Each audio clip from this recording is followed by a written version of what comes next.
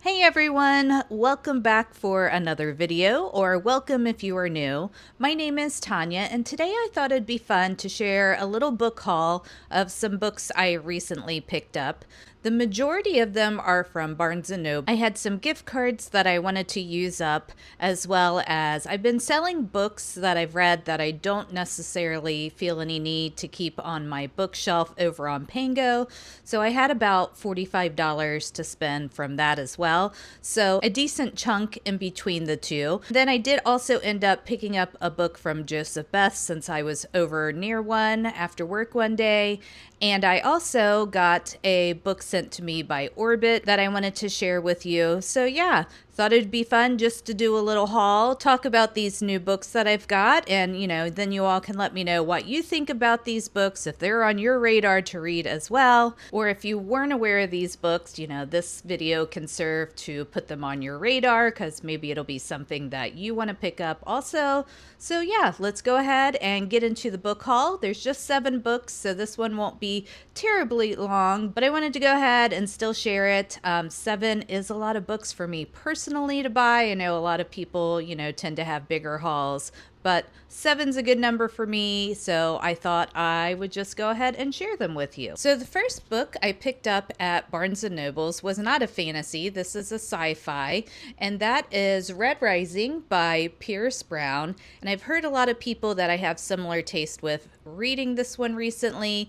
A lot of people are kind of in the second trilogy portion of the series, but since I've never picked it up, I obviously need to start at the beginning. It's a fairly short book, as you can see, so I don't think it'll take that long to get through.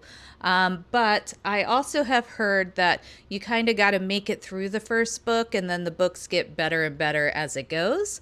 And then if you're not familiar with the synopsis of this book, I'll just read you a little bit of the blurb on the back because quite honestly, I don't know much about it either. I felt like this was one that maybe it was better to go in blind to. But here's a little bit from the back. His wife taken, his people enslaved, driven by a longing for justice and the memory of lost love, Darrow will stop at nothing to bring down his enemies, even if he must become one of them to do so. So, kind of a classic take them down from within trope. But I think this one will be kind of interesting for me because it is a sci-fi and I don't read a ton of sci-fi.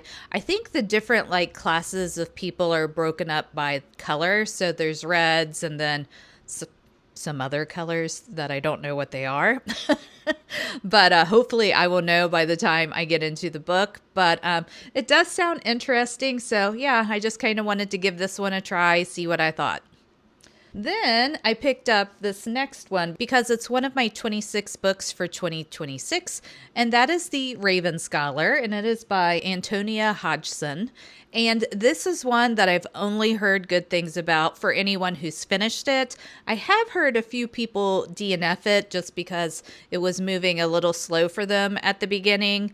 I'm not too worried about that. A lot of the bigger fantasy books, you're going to have that little slow period sometimes for the first 100 pages or so while the world building's kind of being set up and we're meeting our characters. But overall, I've heard mostly good things about it. It's been a 5-star read for a lot of people. And what I do know about this book is we're following a character named Nima. And I believe it starts off in an academic setting, but then it turns into trials and kind of a murder mystery political setting after that. So sounds really interesting. And I know that there's different houses named after animals. So we're following people from each of these different houses. One of them, I'm assuming, is the Raven House, which is probably made up of scholars, just based on the name of the book. But I'll read you a little bit of the synopsis of this one. I'm sure it probably does a better job explaining this than I am doing right now. Let us fly now to the empire of Oran, where after 24 years of peace, the reign of Burson the Brusque has come to an end. In the dizzying heat of midsummer, 7 exceptional warriors, thinkers, and strategists compete to replace him. When one of them is murdered, it falls to Nima, the emperor's brilliant, idiosyncratic high scholar, to find the killer. and fight for the throne. Nima believes she is alone, but we are here to help. All she has to do is let us in.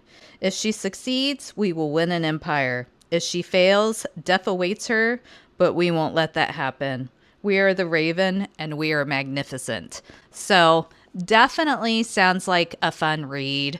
I like anything that is kind of scholar trials or, house oriented. So I think this will be a good one for me, and I'm excited to pick it up.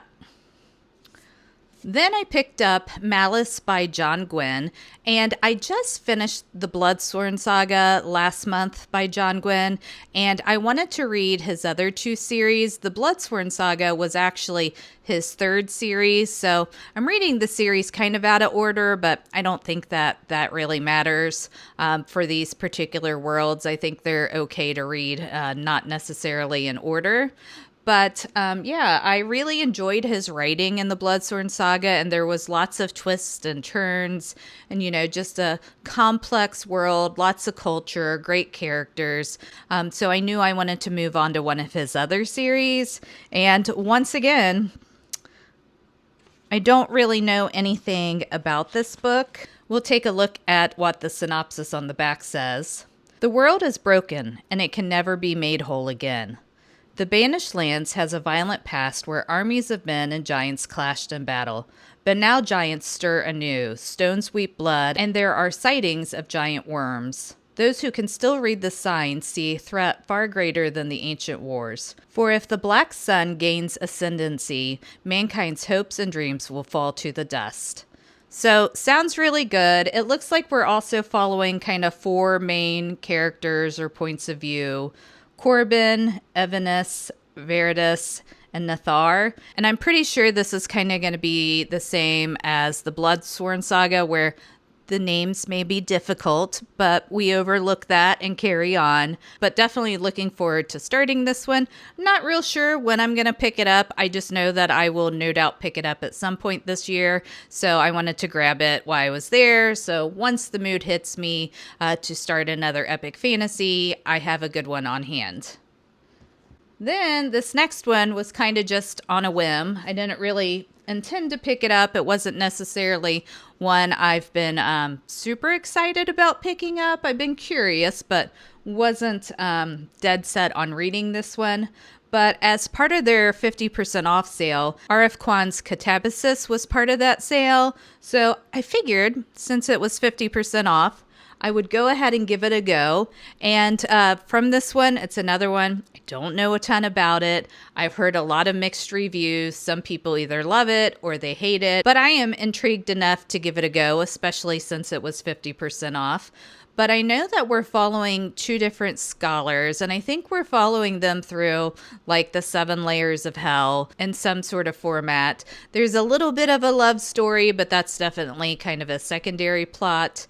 And these two scholars are basically going into hell to try to get their professor back. I believe they need this professor in order to graduate, and that is kind of their main goal. So I thought that was really interesting. I don't think most people, if they're going to go to the gates of hell, it's to bring back a professor so they can graduate. But definitely a unique spin. And from what I've heard, there's like a lot of language in this book that may be a little more difficult, or maybe not difficult, maybe not so commonplace. And some individuals had a little bit of trouble with that, but I don't know, thought it could be good. So wanted to give it a try. I haven't read anything else by R.F. Kuang, so this will be my starting point. Then the last book I picked up at Barnes & Noble's was The Fury of the God by John Gwynne. And this one I have already read, but I had the first 2 books physically, and I ended up reading the 3rd book on Kindle. And this was a 5-star series for me, so I kind of had to have the 3rd book to add to my collection. My shelf would not be complete without it. This is a 5-star series for me, so I definitely want to have all 3 books on my bookshelf. So wanted to grab it. If you are an epic fantasy fan, I can't recommend this series enough. It's one of my favorite epic fantasy series that I've ever read. And John Gwynne just writes really great plot twist. The worlds are full of culture and very detailed. There's a lot of references kind of back to Norse mythology and Scandinavian mythology and just Germanic tribes in general. Really unique, very set in culture, and just a great read. His characters are great. His creatures that he comes up with are magnificent, and he's not afraid to kind of throw everything to the wind and do a big old plot twist on you. So definitely give this series a try if you haven't. Like I said, if you do like epic fantasy, it's kind of a must read in my opinion. Then the next book I picked up was from Joseph Beth, and that is The Devils by Joe Abercrombie. And I have not read anything by Joe Abercrombie before, but I've kind of been interested in giving one of his books a try. I know this particular one, sometimes people have really enjoyed it, sometimes they haven't. It's kind of another one of those that's been a mixed bag, but I do tend to like kind of darker humor, so I'm hoping that I will enjoy this one. And once again, don't know much about it. The back says it features a notorious band of anti-heroes on a delightfully bloody and raucous journey. So I think it sounds like it's going to be really fun, a little bit tongue-in-cheek, and have that dark humor in it that I enjoy. So at some point, I want to pick this one up. It does also, this is a nice edition I got at Joseph Beth. It does have the deckled edges, which I know people either love or hate.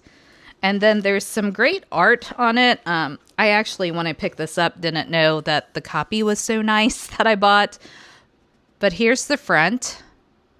So pretty cool there. And then here's some of the interior art.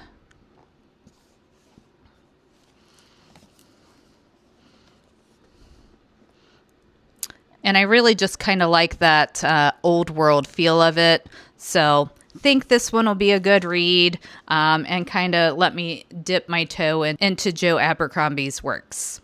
Then the last book I wanted to share with you was sent to me by Orbit. So thank you so much to Orbit again for sending this to me. And this is a new epic fantasy that's coming out on March 17th. And it is called The Book of Fallen Leaves. And it is by A.S. Tamaki. And this is a debut work. And I always love to read debut works from authors. And this one is Asian inspired, which I typically have a lot of success in liking. The Five Broken Blades trilogy was one of my favorite series from last year, and The Poet Empress that recently came out in January, that is one of my new all-time favorite fantasy reads. So I think I'm going to have a lot of success with this one. And the back says Shogun meets Game of Thrones in a sweeping tale of vengeance, divine reckoning, and an empire-shaking war.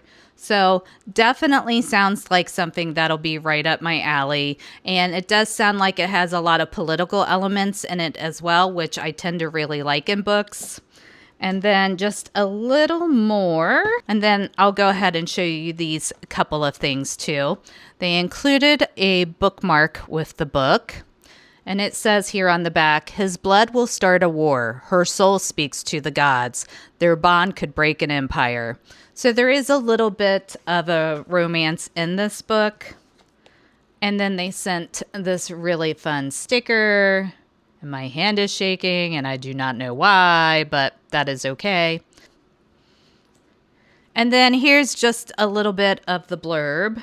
Sen Hoshikari is an exiled prince of a clan that lost everything in his father's failed rebellion. Deprived of his birthright, Sen is determined to restore his family's land and honor. Rui is a peasant girl who saved Sen's life on the night his family were put to the sword.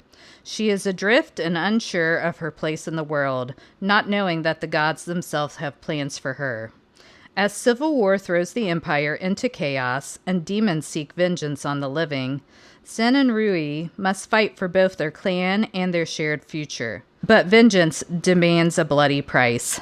So, sounds really good. I mean, anytime you have an exiled prince kind of trying to fight his way back in, bring honor back to his family. I think those are always some of the best stories. And, you know, you kind of have that difference of class that's going to be taking place as well, along with the romance. And I'm not sure what, you know, the demons, what part those demons that were mentioned play in the book, but just thought it sounded really good. I plan on reading this with you guys in a reading vlog in March. So definitely be on the lookout for that. But yeah, I think this one's going to be right up my alley. And thanks again to Orbit for sending me a copy. And that's it for my little book haul. So I hope you enjoyed hanging out with me as I showed you the books that I've picked up recently. Thank you again for taking time out of your day to spend a little time with me and coming back and watching my videos. It really does mean the world to me that you take time out of your day to hang out with me. So thank you so much. Take care, keep reading, and I'll catch you in my next video. Bye.